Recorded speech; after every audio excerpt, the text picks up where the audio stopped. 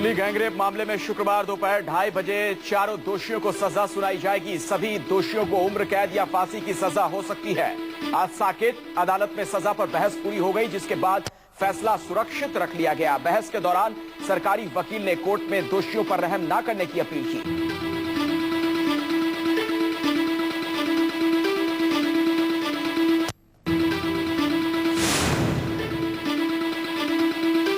16 दिसंबर gangrape में पीड़ित मां बाप ने अपनी बेटी के हत्यारों को फांसी की सजा देने की मांग की। कल कोर्ट ने सभी आरोपियों को रेप और मर्डर का दोषी करार दिया था।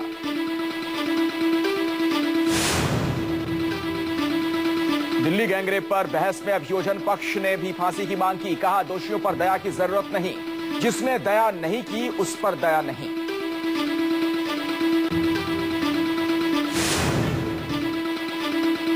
सरकारी वकील ने अदालत के सामने कहा, इससे ज्यादा खौफनाक कुछ नहीं हो सकता, जिसमें एक असहाय लड़की पर जुल्म ढाया गया। उनका कहना था कि मौत की सजा इसलिए सही रहेगी।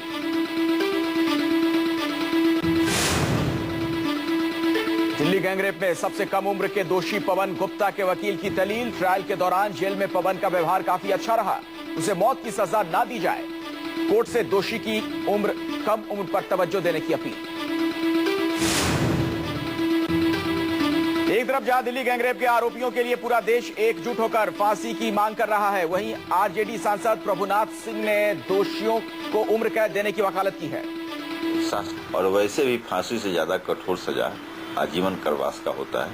फांसी में तो अगर फांसी लगा तो आदमी मर जाता है, वो अपने दोष का एहसास नहीं कर पाता है। लेकिन जो उसका मिनिमम सजा ही निर्धारित है, आजीवन कारावास, वो जरूर होना चाहिए।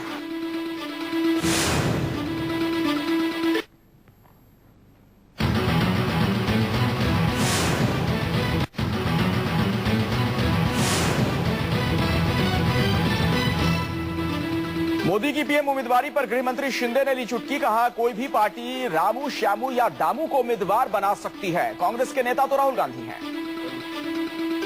कल रामू, श्यामू, दामू कोई भी कर सकते हैं, उसमें कोई बात नहीं है, कोई भी कर सकता है, उनके पार्टी का वो सवाल है।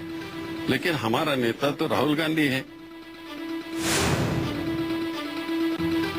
राजस्थान के उदयपुर में राहुल गांधी की रैली, बड़ी संख्या में किसान और आदिवासी समुदाय के लोग राहुल को सुनने पहुंचे। राहुल बोले, कांग्रेस की सरकार ने आम आदमी और गरीबों के लिए हमेशा काम किया।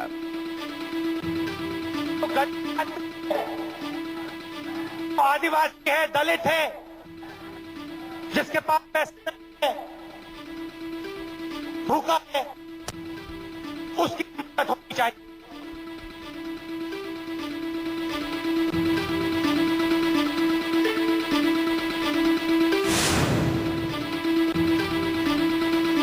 मोदी की पीएम उम्मीदवारी पर आरजेडी सांसद प्रभुनाथ सिंह को दिखा अमेरिका का हाथ। कहा, मुस्लिमों को दबाने की चाह रखने वाला अमेरिका मोदी की पीएम उम्मीदवारी के पीछे है।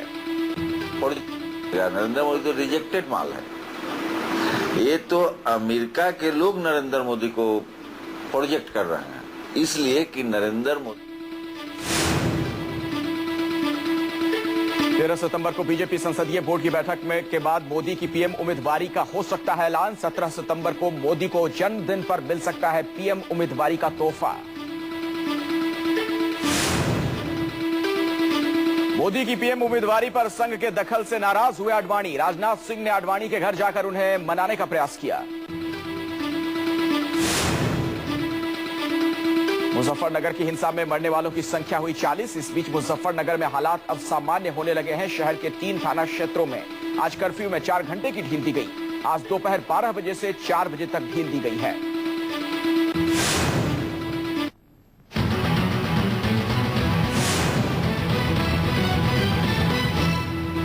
मुजफ्फरनगर में कैंप कर रहे आला पुलिस अफसरों के मुताबिक शहर में ताजा हिंसा नहीं हुई है। एहतियात के तौर पर जिले में सभी स्कूल और कॉलेज अगले आदेश तक बंद रखने के निर्देश दिए गए हैं। गांव में सेना और पुलिस कर्मियों की गश्त लगातार जारी है।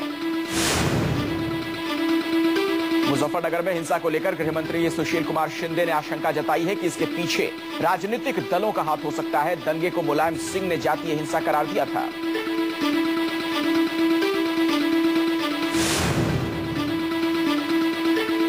देश के प्रमुख मुस्लिम संगठनों ने मुजफ्फरनगर दंगे पर वक्त रहते काबू करने में नाकामी का आरोप लगाते हुए अखिलेश सरकार को बर्खास्त करने की मांग की है। Jamiat Ulema e Hind, All India Muslim Personal Law Board, Jamaat e Islami Hind समेत कई दूसरे मुस्लिम संगठनों ने साझा प्रेस कॉन्फ्रेंस में अखिलेश सरकार पर आरोपों की झड़ी लगाई। मुजफ्फरनगर दंगे को समाजवादी पार्टी और बीजेपी की साजिश करार दिया। लोगों से शांति की अपील। समाजवादी पार्टी की जाट चेहरे राजेंद्र चौधरी ने मुस्लिम संगठनों की नाराजगी पर कहा, अखिलेश सरकार मुजफ्फरनगर में हालात सामान्य किए जाने की पूरी कोशिश कर रही है। विपक्षी दलों पर थोड़ा तनाव का ठीकरा।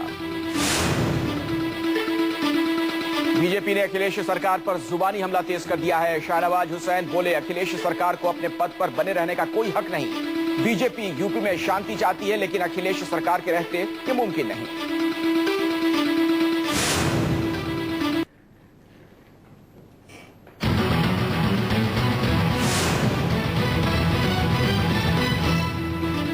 आगरा में समाजवादी पार्टी की 2 दिनों की राष्ट्रीय कार्य समिति की बैठक शुरू। लोकसभा चुनाव समेत कई मुद्दों पर मंथन करेंगे समाजवादी लीडर।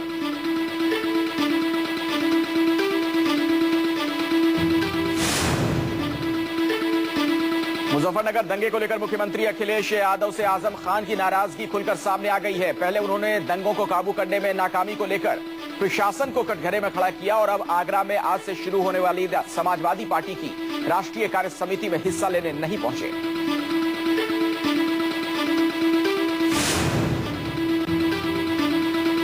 दिल्ली के गाजीपुर इलाके में 24 साल के युवक की गोली मारकर हत्या। मारने वाले की शिनाख्त संतोष कुमार के तौर पर हुई।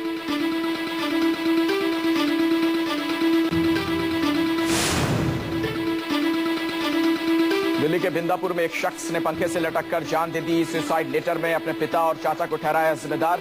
पिता की बेरुखी से परेशान रहा करता था। इटली में रहने वाले पिता से फोन पर बात करने के बाद फंदे पर झूला।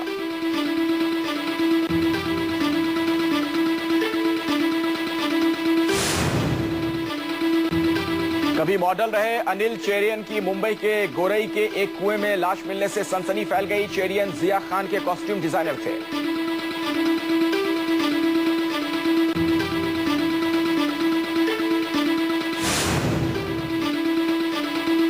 जल प्रलय के बाद केदारनाथ घाटी में 86 दिनों से पसरा सन्नाटा आज सुबह मंत्रोच्चार के साथ खत्म हो गया। केदारनाथ मंदिर में आज प्रार्थना और पूजा हुई।